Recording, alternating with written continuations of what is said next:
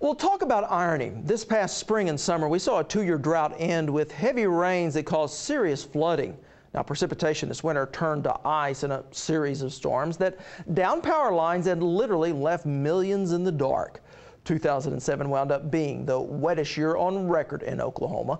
So as we begin 2008, what are we worried about? Well, it's fire. Well, here to tell us why and what we can do to prevent fire here in our state is our state fire marshal, Robert Doke. With all this rain, why are we talking about wildfire? We look at 2006, one of the driest years in history. We literally burn off an area the size of Oklahoma County of the state in wildland fires. 2007, unbelievable amount of rainfall.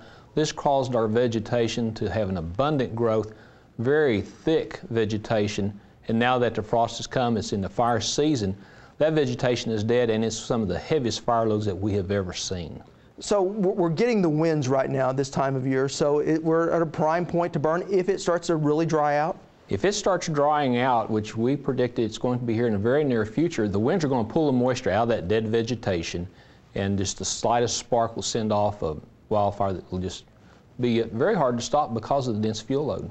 What about the ice that we received in late 2007? I know it did tremendous damage across the state. What is that going to mean across the state?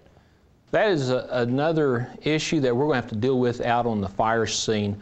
The limbs and branches that have fell down are now drying out with the winds also, and they're on top of the vegetation. The vegetation starts, that's going to ignite those branches, the limbs, and that's going to just double the fire load that we have now. And with the moisture we have, the ground soft, our fire equipment is heavy. We're liable to see fire equipment bogged down in mud while fire's burning around it. Now, a lot of the cities are fortunate enough to have the money and have the resources to be able to collect a lot of these dead limbs, but when you get into more rural areas, it's not always that way. That's very true, and it's going to be up to the property owner to how are they going to dispose of the limbs and branches. And I'm assuming a lot of the times that's using what we call prescribed fire, but is using fire itself that can spread. That's right. In prescribed fire, those who do the permitting of fire department or emergency management will look at the weather conditions in the future, and on that permit it will specifically say what type of weather pattern will have to be present before you can have a prescribed burn. Now there is some help out there for people wanting to learn more about when would be a good time to burn. Tell us about that. It's the Oklahoma Fire. It's a system set up with the Mesonet system that is very beneficial to the fire service and the forestry personnel. It predicts or forecasts the weather into the future up to 60 to 48 hours.